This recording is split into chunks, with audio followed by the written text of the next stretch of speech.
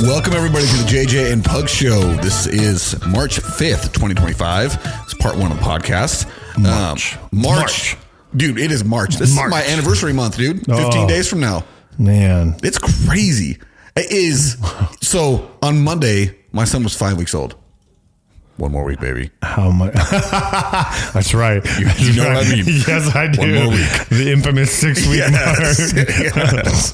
But it's insane how fast his year is going. And this is such an old person thing to say.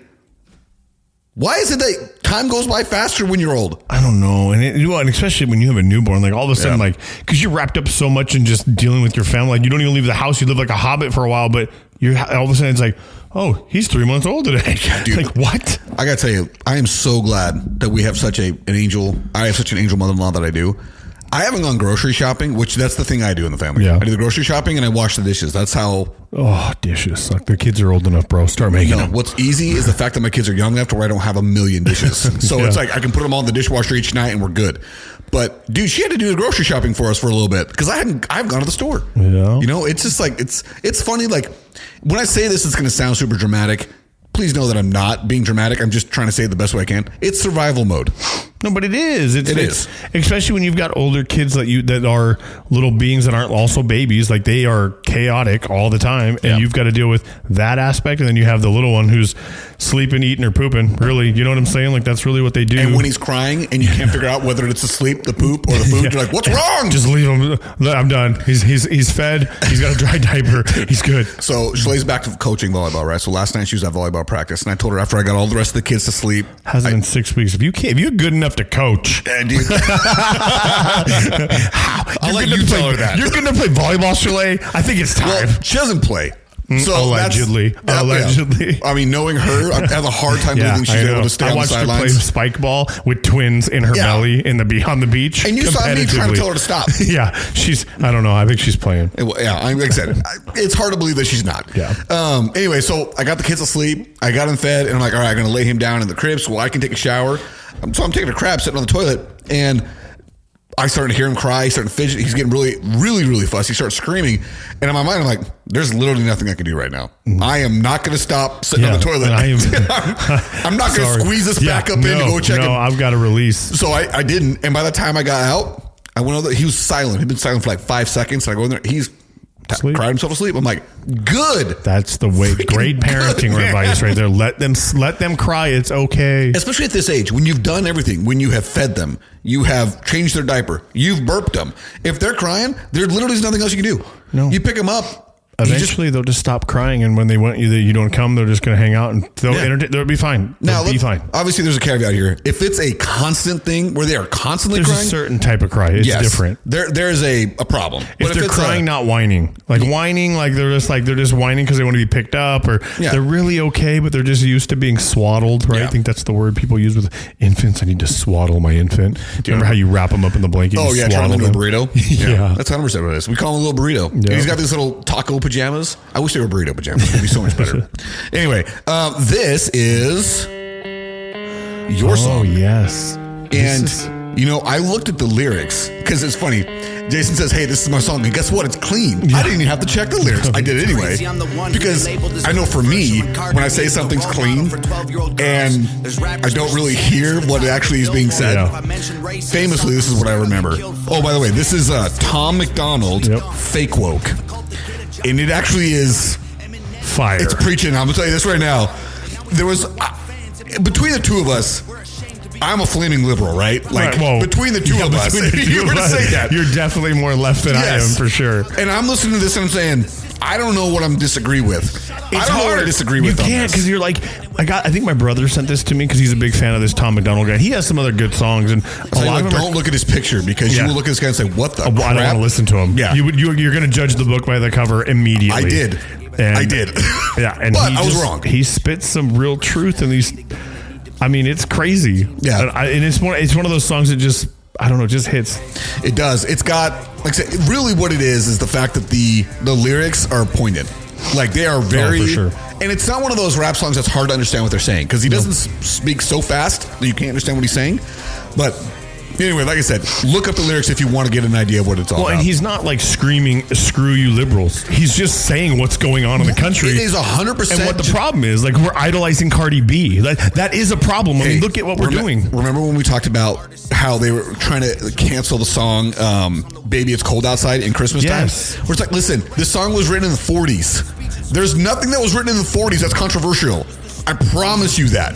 Yep. And we're saying that song needed to be canceled, yet WAP was a number one hit. On there, yeah. And we were fine with that being on the radio. Come on. Yeah, we're not. And that's the problem. That's what he's saying in this.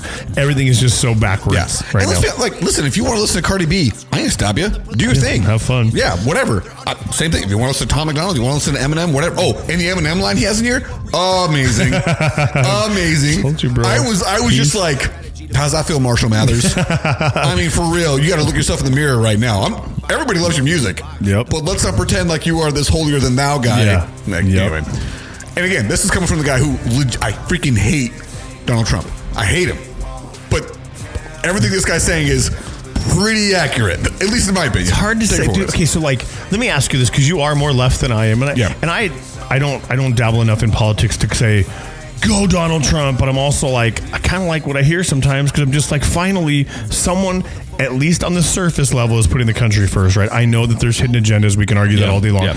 But on the surface level, it's like, did you see this, the Zelenskyy? Okay. Do you want to get me started on this? No, the thing is, I want to just know your thoughts on, I thought that, believe it or not, Trump and Vance handled that really well, because they didn't. When you find out that he calls Vance the B word in his language, right, and that's been confirmed under his breath, you don't come into another country. You're asking for. We've given you billions of dollars of our money, and you're gonna call the vice president a bitch.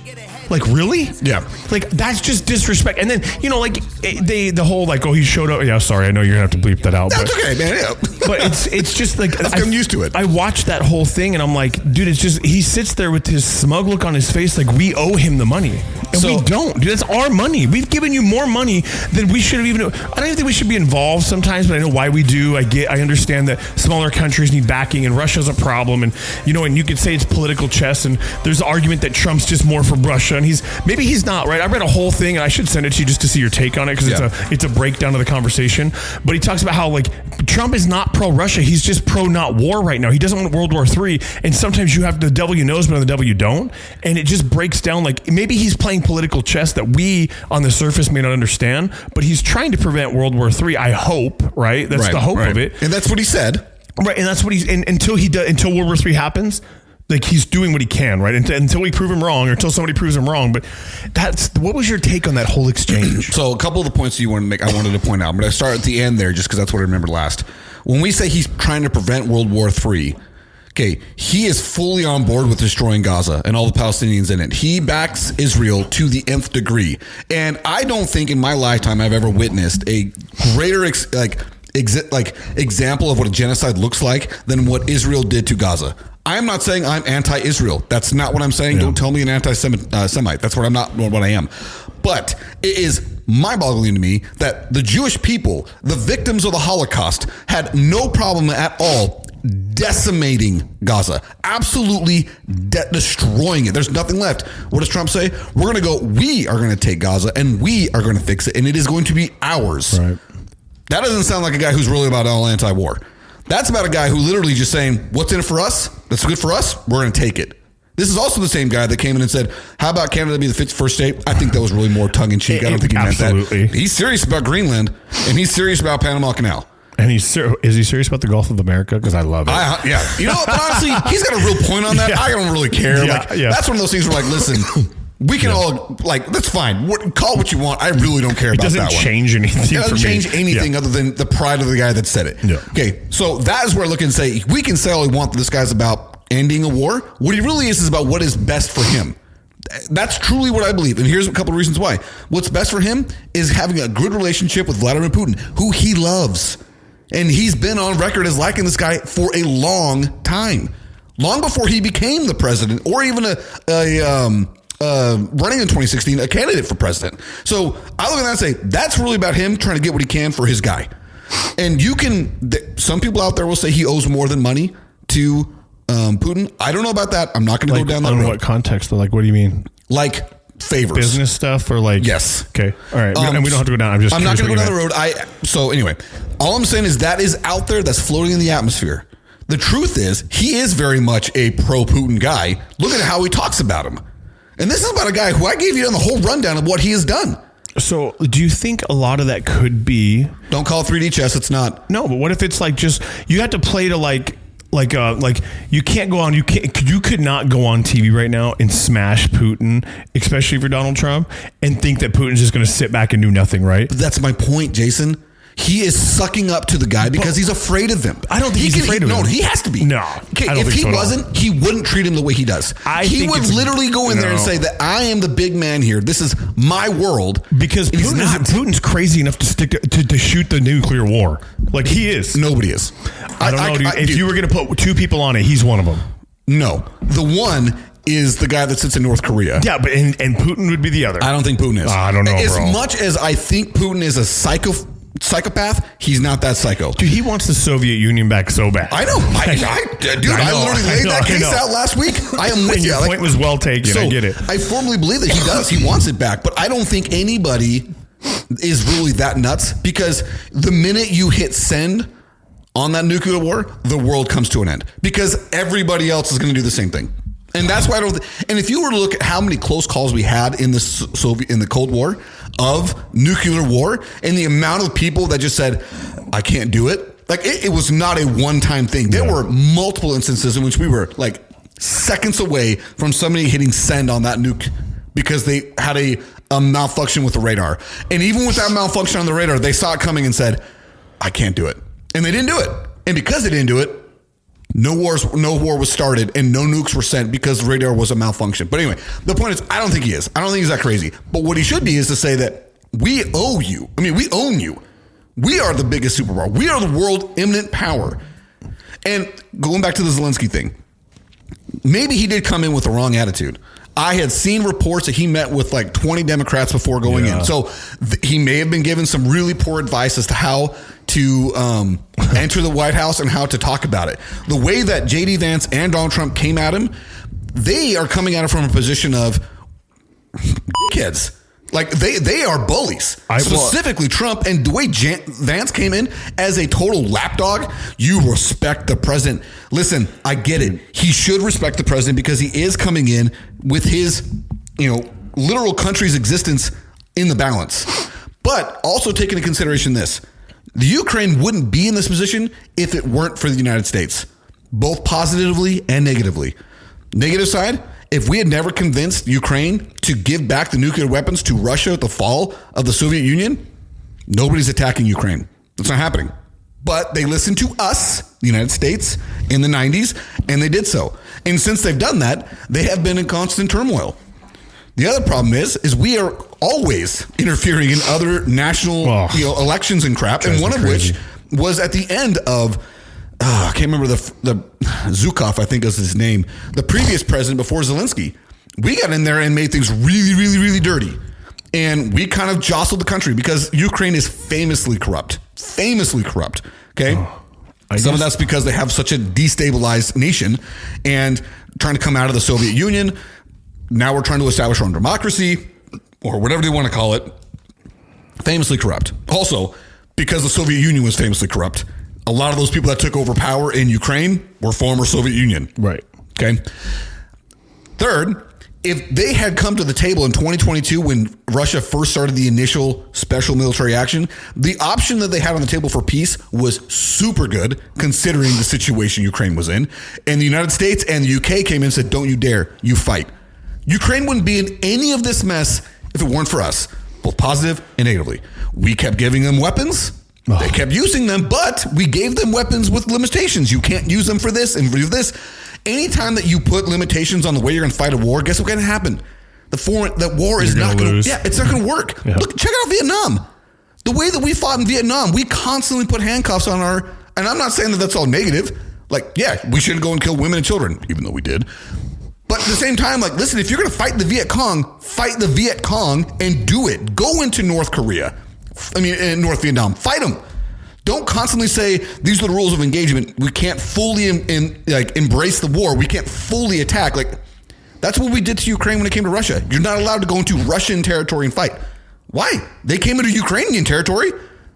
Why can't we go into Russia? Yeah. Finally, they do. And now they actually have some bargaining power because they own a little bit of Russia, while Russia owns a lot more of the territory in Ukraine. All I'm saying is, I'm not defending Zelenskyy 100% because I think he clearly got bad advice, and that doesn't absolve a world leader from looking at the position himself and knowing what a hothead Trump is, and knowing that if he was going to do anything that made Trump look bad on national television, Trump wasn't going to have it. Right? He wasn't going to have it. Zelenskyy did. He put himself in a position to make Trump look bad on national TV.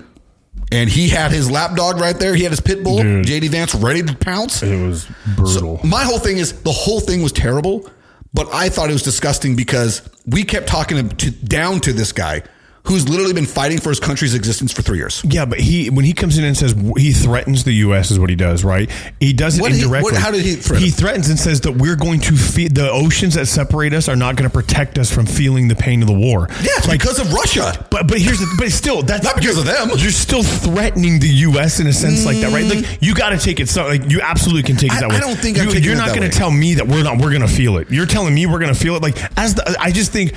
Yes, it could have been handled better. The one thing you have to remember is Alaska's like 2 feet from Russia. It's actually a little bit farther than that, but I know what you mean. You know what's funny is I just saw a thing, total sidebar, and I saw that there's an island. The two islands? Yeah, yesterday and today, tomorrow. 12 hours ahead or 15 hours behind. 18 hours behind, and they're like separated like 6 miles. Like, you can literally look at tomorher. Yeah, exactly. Or yesterday. For Squirrel. Yeah, but that's the point. That's how close we really are to Russia. And when he's saying that we like the ocean won't separate us from the pain. Listen, if World War III happens and it truly is the United States versus Russia, the ocean's not going to separate us from the pain. I guess you just don't come into somebody's house and disrespect them like that. Like, and say, like, it just, the media should have never been there, right? I mean, there's just no reason for that. That is a conversation that they can have behind closed doors. And the thing is, if I'm a country where literally my existence right now may have been solely because of, or the war may have been because the U.S. intervened or whatever, but my sole existence of still being here is because the U.S. has given me everything. Like, all the money, all the weapons, everything we have right now, and thousands of people are still dying a week. Yep. But yet we've given billions of dollars to them, billions of our money, our taxpayer money, and you're going to come in and just think you're going to crap on my front door? Like, hold on. But I don't know. I'm okay with the flex because I don't like the disrespect. But that's where I disagree. I don't think that's fine. That's where I don't think he was disrespecting as much as Republicans are taking as disrespect. I look at it from a guy who's literally, his back is in a corner and has been for 3 years fighting Russia. If Putin comes in and says that stuff to Biden the exact same way, the Democrats go crazy and say that he was disrespected by Putin. Guess what's also going to happen? Never going to happen. Putin's never coming to the United States. He's not going to do it. Also, Biden's not going to be there for it. The guy's he's been off in La La Land forever. I'm using an analogy. I know you're using an analogy. Let's also recognize this from the Zelenskyy perspective. For 3 years, he's gotten everything he needed from the previous administration, and that flipped in 2 months. Yeah. And again, now his country is literally on the brink. Well, that's why he campaigned for Kamala Harris. Yeah, because he knew if Kamala Harris wins, he's going to continue to get the support. And it is bad when they throw that crap in there, right? In this meeting, they talk about how he campaigned for the opposite. But at the same time, I think that it's just like, at some point, we got to stop being a handout to these other countries. I was talking to a guy who is not a campaign manager, but like a staff office manager for a congressman in the United States. And I asked him his perspective because he truly knows things. Like, he is. And I asked, and his whole thing was, listen, I'm a Republican. I think that Zelenskyy shouldn't have come in and done what he did. But I kind of also think that we shouldn't have been in this position to begin with because this is Europe's war. That is the argument I will agree with, because we shouldn't be as involved in Ukraine or Gaza for that matter, or Israel for that matter, as we are. We should not be as involved. If we are going to be involved in anything internationally, it is USAID only from the perspective of providing aid to third world countries, not subverting their political process, what USAID got caught doing a lot of times. So you can't even say that without my blood boiling, just that acronym. But we shouldn't be. Listen, can we provide HIV prevention spread in South Africa? Absolutely, which we were doing. Can we provide the help of Ebola outbreak? Yeah, we should be totally doing that. Should we be funding transgender sexual reassessment surgery Absolutely to not. Exactly. Should we be also trying to, again, pay off people to subvert political and democratic process in third world countries? No, we shouldn't be doing that. So that's where the positive negative comes. But what we shouldn't be doing, we shouldn't be involved in all of these listen, I say shouldn't. I am in favor of being somebody that helps the small guy. I really am. But if we really are going to be America first, then America first should be, all right, Ukraine, we're out. We're not looking for the mineral rights deal. No, and we're not giving you money to fund your war. We're not going to give you weapons. Israel, it's all on you. Israel, we're out. Yeah, we're not going to be a part of this war anymore. I would agree with you. That's something where that's not going to happen. I know. And that's it'll never happen. But that's the point I make about the saying that Trump's anti-war. He's not when it comes to Israel. He is when it comes to Ukraine. Why is it when it comes to Ukraine? Do you not recall? The mineral deal? Not just the mineral deal, but do you remember what happened prior to Donald Trump getting elected? Remember when he was looking for... In 2016? When he was looking for dirt on Hillary Clinton and he was trying to get it out of Ukraine? That was a part of the whole Russiagate thing. Like, he's already got a bad history with Ukraine. Yeah. So I look at it and say that there's too many things in this that I can't separate as to say that it's fully... he really does want anti-war. I just don't. And again, the whole thing where he says that Zelensky's gambling with World War III. I'm like, bro, don't put this on. This guy can't start a war. They have no military.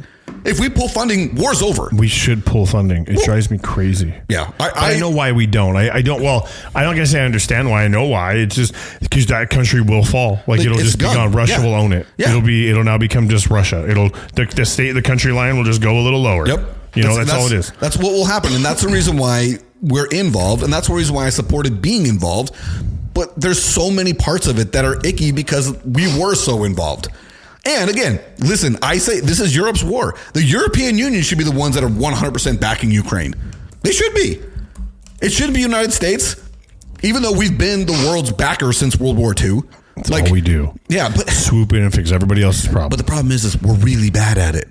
We're really bad at it. No, what we do is we throw money at it. We take our money and just throw it at it. So here's billions of dollars. Figure it out. If you can't, come back and guess for more. We'll give you more pallets of money. Well, I was going to say, what happened in Korea? Split to two nations, North and South Korea. North Korea is one of the most, harsh dictatorships in the world. If we had just said we're going to fight this war like a real war, probably wouldn't have happened. Problem with that was we had the Cold War going on because North Korea was backed by Russia. Where's Russia been in this entire... Russia's been a problem since post-World War II. Yeah. They've been a problem. And the same thing happened in Vietnam. Why were we in Vietnam? The spread of communism. But because we were limited in the way that we would allow people to fight in that war, it became a stalemate to the point where it eventually became a complete loss. Oh. Dude, I was looking how much money we've given to Ukraine. But that number's also false. And the numbers, what was I going to say, like 350 billion, something like that? 300 to 350 billion. Yeah. So the reason why I say the number's false is because we also, we decide what certain things are worth. And sometimes we overvalue our own product when we send it out. And a lot of that stuff actually hasn't even left United States shores. It's still in DC. So is it fair to say if we did half, so even $150 billion? Still a ton of money. Still is out of control. And imagine what 150 people are there in a million. How many millions of people are there in America? There is 360 million. I think it's almost 400 million. Okay. Isn't that right? You could have given everybody $1 million and still save money. And then we would have ridiculous inflation. Yeah. But really, what I was saying, what about those people in California and North Carolina and now West Virginia and Kentucky? What pisses me that off. $150 billion could do a whole lot to repair those places. You could have gave those like that. All the insurances that have backed out and these people are screwed now because they don't have, like, I think this is going on in the White Mountains where they don't have people that it's hard to get homeowners insurance because of wildfire. Oh yeah. And it's going to be worse because this has been a record dry winter for us. It's out of control. And you're like, how are you supposed to insure your home? But then it goes up in flames and you got nothing. Yeah. And the government's like, hang on, Joe Biden will give you $700. The administration at the time, well, whoever it was, $700, but you're sending $150 billion to fight a war that we don't even have no stake in it, really. I mean, yeah, we're just here to help you. The only stake we have in it is to stop, well, really just to continue to hold a little bit of political pressure over Ukraine. Dude, that's what we have. You could have gave everybody that lost a home $500,000 and been here. This is for a home replace buy. Their home. Just buy their home. Just whatever the cost of the home replacement is. Yep. It doesn't have to be $500,000 because some people are living in an $80,000 mobile home. Yeah, just get them their home. Replace your home. Yeah, no, $700. Go to Texas Roadhouse on us. That's about it. That's about it, dude. Yeah, for a month. Yeah, it's that. I mean, but the other problem is, like, say, we're talking about North Carolina, which we know about, and we're also talking about California, which we know about. Did you know that West Virginia and Kentucky are also experiencing record flooding? No. Yeah. Haven't heard about it because guess what? The White House will not declare a national state of emergency for people that have lost everything. People have died in West Virginia and Kentucky. 2 places that 100% backed Donald Trump. But he's not doing it because if they do that, then they have to commit federal dollars to fix the problem, which he's not going to do. It's such a stupid double standard to me that drives me nuts. It really does. It's all just because if we're all about America, if that's what America first is, if we're making America great again, how about we focus on America? Well, especially when we need it. Yes, and when they need it. Like, they're not asking for a free handout. They're not the homeless people that can go get jobs that are just asking for free money like in California. These people are like losing their stuff because of weather, things out of their control. Completely out of their control. And one of the things that they did was, I think one of these floods was like the flood water, like the 100 water level, the floods are 3 feet over that. So like this is historic flooding that has never been recorded. And that's crazy, dude. It's crazy. Oh, and right now, do you know there's also wildfires going over on the East Coast? No. Like hundreds of wildfires? Are you kidding me? This place just got wrecked by a freaking hurricane. How is it dry enough to have wildfires? Bro. Mother Nature, bro. And here we are again in Arizona. This is the driest winter on record. It is brutal, man. It's so terrible. We're supposed to get rain Friday, and like I was like, hey, let's go golf Friday. He's like, well, it's supposed to get rain. I was like, bro, let's go golf on Friday. He goes, but as soon as we get a tee time, it's gonna rain. And I'm like, you're probably right, because if I wash my truck, it's gonna rain just enough. Do it for the state. That's what I'm saying. Do it for the state, I'll go out and golf in the rain, dude. I think it'd be awesome. I saw Caddyshack. They did it, lightning and everything. Also, let's be real. It's not gonna be that much rain. Yeah, because every rainstorm we've had has been the most disappointing rainstorm ever. Dude, I went golfing a few weeks ago. I don't know, up at Stone Creek, up in North Phoenix, and this cloud's coming in. You're like, oh, dude, this could get bad. And then it skirts around and it kind of dissipates and it comes back. Like, oh, it's back. We dodged it, but now it's back. It sprinkled for like 7 seconds, dude. So and it was like all of a sudden just disappeared. And they were dark clouds. I'm like, what is going on? Dude, so disappointing. And yet, why do people want to move here? I don't understand why people want to move here. Well, I'll tell you what, up until this winter, I would have said because we have very moderate weather, but like it's gonna be so bad constantly. Yeah, it's gonna be so. This summer's going to be terrible, dude. Rodeo Cheddar-Sky 2.0. Oh my gosh, dude, it's gonna be so awful. And I'm thinking like my dad does a dad, sons, and grandsons camp out kind of at the end of school year every year, but since school now goes into June, freaking ridiculous. It's more like the week before Memorial Day weekend. Bro, it's coming up. I forgot. Like, dude, we got to go spring break. The Jug. Oh, yeah. We need to go to the Jug with Carl. Dude, oh, my gosh. Man, my girls won't go again. They want to or they won't? No, why not? You didn't hear what happened last time? No. Bro, Carl had to throw Lexi off the ledge. I didn't know that. Oh, bro. She wouldn't do it? Listen, Allie, the whole time, I didn't tell them there had to be a jump when we got there, right? Because they wouldn't go. So I waited till we got there. And we're walking, like, oh, yeah, no, you're going to have to jump off a ledge. They're like, what? And Allie, she is not a fan of heights. Okay. I'm not that's either. A fear. That's a real fear. Yeah. And we get to that spot where you got to go up there. And so Carl and I go up there and we're kind of there just to help people. And coincidentally, we had found 2 girls who were from Tucson that were just sitting on a rock ways back because they had idea where to go. They didn't know what to do. Like, you people are this is what people die because you come up here with no plan, no nothing. They just waited till they found somebody and we just happened to be coming through. So they followed us the whole rest of the way. So anyways, we get to this point and Allie's like, Dad, I want to go first. And I'm like, what? And she goes, I don't want to watch anybody struggle. I just want to go. So she got up there. She took like a few seconds. It took up maybe 5 minutes and she just jumped and went for it. Good to go. Done. Way to go, Allie. Talked crap the entire time, making fun of Allie because she's scared of heights. You put her up on that ledge, bro. She was terrified. Like she would not go. She didn't like, because you know how like you can't look down. Oh yeah. You have to kind of jump out and just go. Jump out to do it. There's plenty of water, but you just can't see it. All you see is that little beach. And dude, she would not do it. And so Carl finally being, nimble enough to go all the way out. He's holding on to the rope. I can't believe hanging Carl's on the edge. Freaking nut job. And he's like, okay, 1, 2, and he just he literally takes her and just kind of throws her out by her arm, drops her in the water, dude. And that poor as a dad, my dad heart hurt because I knew she wasn't kidding. She was genuinely scared. Oh yeah. But I'm like, there is no other way. Like we can't go backwards. Yeah. So it's funny. The very first time I ever went on this hike, I went by myself with my nephew, brother, and somebody else. I can't remember. Oh, my sister and I can't remember who I went with. Anyway, the point is we got to that point and I didn't know what to do because there was nobody on the trail with us. Nobody gave me a heads up how I was supposed to go. And I was like, all right, guys, I guess we are turn back and try and find our way out of here. And we did, but it was freaking hard climbing back out of there, dude. Yeah. But the next time I went with somebody that knew what to do, getting to that ledge, I was like, ooh, all right. And it's not even that high, right? It's only like 15 feet. That's the thing, is it can't be that high. Yeah. 15 at the most, right? Yeah, at the most. But it feels like it's so high up because you do have that ledge you're hanging out off of, hoping that the person that put this rope in the rock really did a good job. Yeah, and I watched Nua get up there, and I'm like, okay, Nua can hold. It holds Nua, I'll be fine. That's really the thing. I'm like, dude, if that rope gives, we're all dead. Well, and then so these people rappel down right next to us because they brought their gear, and I'm like, no, and Lexi's like, I don't know what to do. And she's just, she had to be thrown. Like literally, Carl was like 1, 2, and he took her on 2, bro, and just tossed her out there. If you asked her now, would she go? No. They wouldn't. Now that they've done it, they won't do it. Like Allie or Ava, she's down. She won't. Her and Coco cannot wait to go. But they also jump and run off the Carl's roof into the pool. Yeah, that's nuts, dude. I wouldn't do that. Yeah, like they don't care. That pool is not deep enough for me. Dude, to do they don't care. So I'm like, I ain't worried about them. The hardest part for them is going to be just getting them to the edge of the ledge without them slipping or something else, right? Holding on to make sure they get there. But I'm not worried about them jumping at all.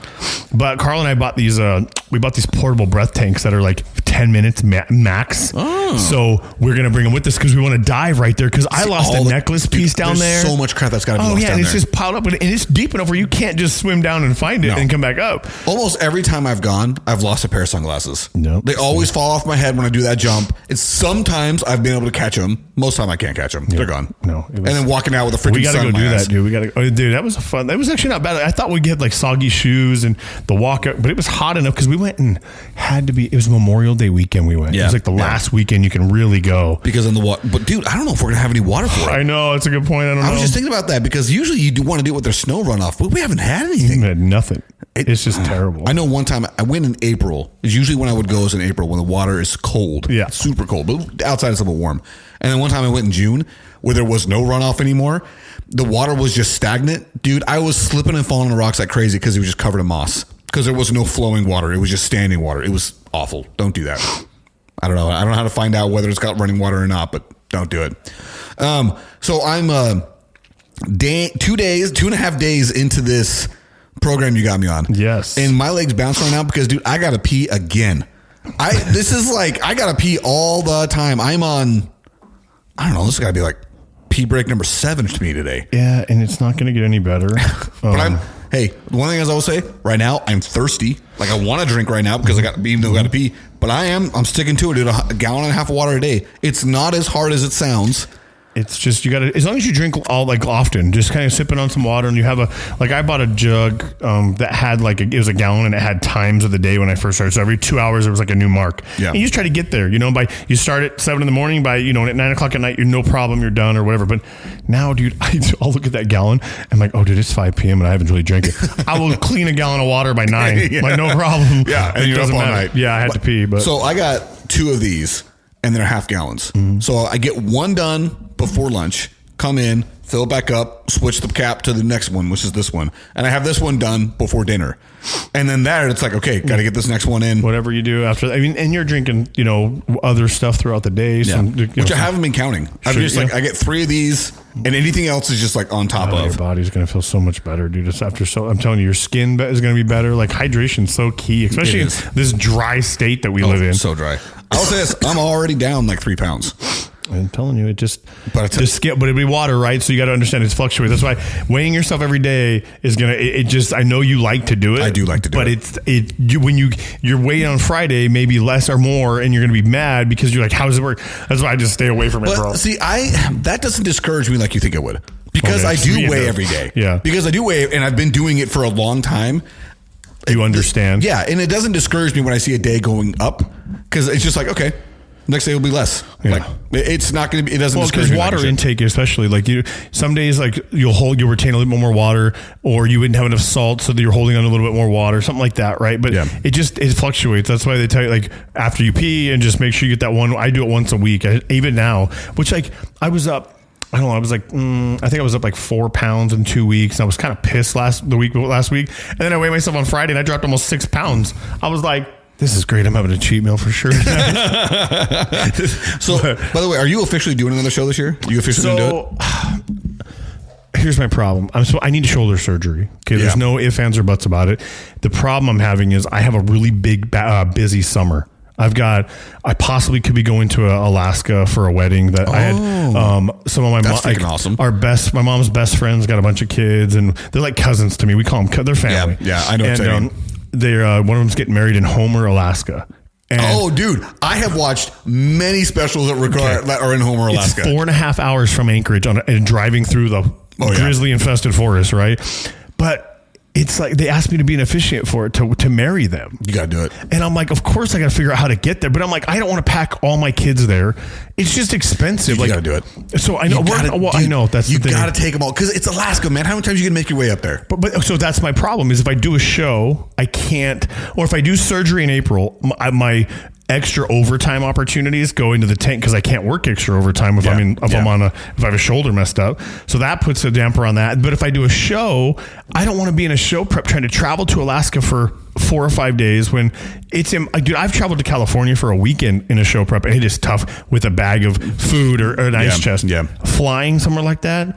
It's just, I don't know. So dude, okay. I don't know if I'll take them. Allie graduates, by the way. She's not my problem anymore. So like, no, dude, I only have got to do it for her, man. You got to take her, dude. So I don't know. But so we have that. And then I pulled the trigger and bought my spouse Backstreet Boy tickets. Oh, at the Sphere? Yeah. Dude, how come you didn't tell me? I told Chile and Kara, and they were both kind of like on the fence about it. And I'm like, look, I bought floor tickets, bro, for her. I general admission. I'm like, so I got her 2 tickets. I'm like, I don't care who you take. It's not, you don't have to take me. Take somebody, take the girl, take one of the dogs. I don't care. Yeah. I don't care just who you have take. Fun. But that's your boy band. Like, that's your band. You liked them over NSYNC. So you go, and when NSYNC sells tickets, I'm going.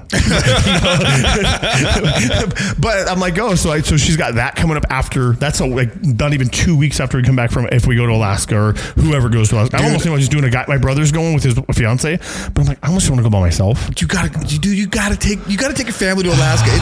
And I'm saying this guy who's never been. It's gonna take me so much just to get there. If we fly super cheap, it's $2,500. Listen, dude, I've got again, when you talk about like cousins, these are the people I grew up with right next door. And I would say across the street, but there were no streets. It was just grass because that's where I grew up, right? And their family, and they did really well later on in life, right? It's funny because you grow up with somebody a certain way and then suddenly like the whole thing freaking changes. Yeah. But they actually have a hunting fishing lodge in a place called Gustavus, Alaska. And I did a whole bunch of help for my buddy getting his home designed. And when he went to go pay for him, I'm like, dude, you're not going to pay me, man. Like, you're my brother type thing. He's okay. Well, how about this? You can stay at the resort or the hunting lodge for free. You just got to get yourself there. Dude, that was like 6 years ago. I know how difficult it is to get yourself there, right? It is.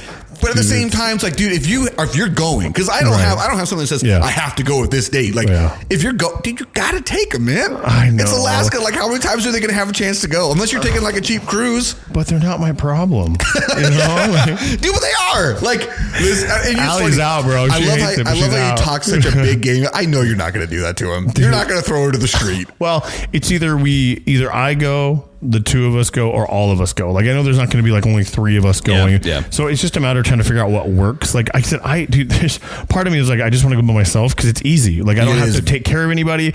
I get my own car. Schedule. I just go. I can leave when I want. Because looking at the flights and stuff back for the cheapest ways to do it, right? We'd have to be back in Anchorage basically the night before because our flight would leave at like 5 a.m. Mm-hmm. So I can't drive 4.5 hours, drop a rental car off, get on and be at the airport, whatever. So it's like we have to drive back.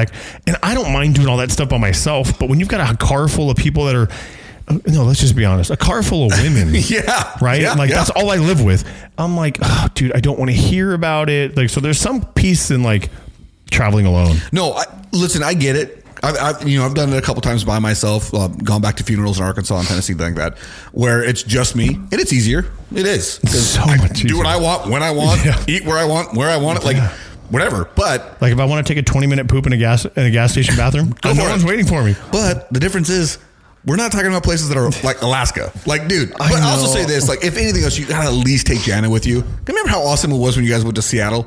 You just loved to drive. Yeah, like just see that 4.5 hour drive would be really cool, and I'd hope I'd see a moose, maybe see a grizzly bear. Right? You see so much freaking crap. There's no way you wouldn't, right? So you would hope, right? You'd have to. Like, but it's like, I don't know, man. It's I think it's the end of July. It's like August. It's in the middle of the week too. It's like August 2nd. That would be like the perfect. Oh, dude, you can go to the place where they launch the cars off. It's in Alaska, and it's over the 4th of July.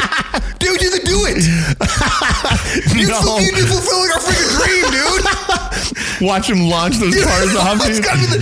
I'd have to go live. We'd have to go remote live. Oh, dude, if I wasn't going to be in Montana on that weekend, I would 100% say, all right, I'll meet you there, dude. But I'm in Montana that weekend. But yeah, they do it on the 4th of July, man. Oh, I don't know where. August 2nd, not July 2nd. August. Yeah, but either way, that's still funny though. Like I didn't even know that's where that was at. But, oh yeah, dude. I don't remember where in Alaska it is, but it's somewhere up there. But I really want to do another show. I hate it, but I do. I just. Well, it sounds like it's a 2026 thing. Well, it's either that or like I kind of get into it going into Alaska, and there's a show in November. If I keep my body relatively in decent shape and not get myself go, which I haven't so much yet.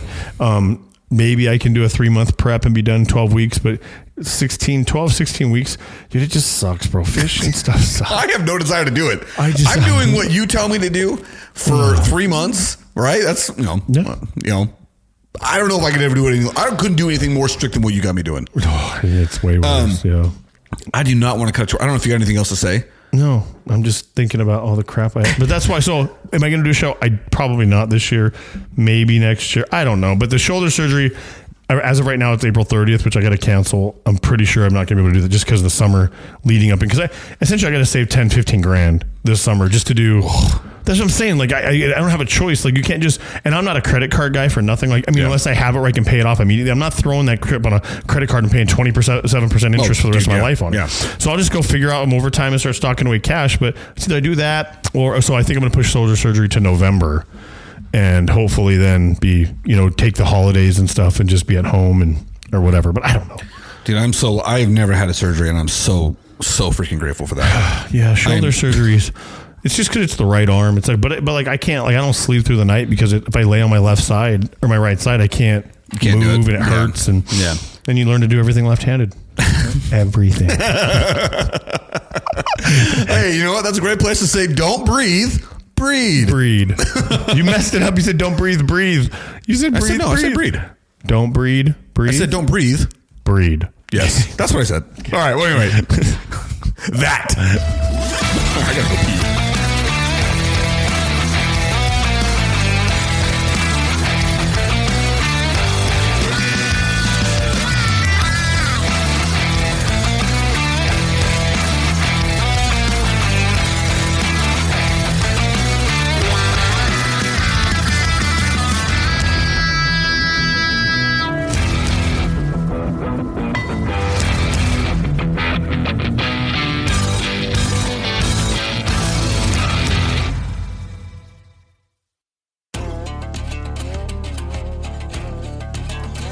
The JJ and Puck Show theme song is written, composed, and performed by Lane Hartman. Thank you to Highland Communities for the support of our show. You can find the JJ and Puck Show on Facebook, Instagram, and TikTok, and anywhere you listen to your podcast. Just Google us if you're confused. Remember to share the show with your friends and family. Subscribe wherever you listen. Buy a shirt, reach out to us, and place an order. Each shirt is $20, and if we can hand deliver it, we will, but if we have to ship it, it'll be $25. If you're able, feel free to support us by sending a donation to us by going to kfo.com/the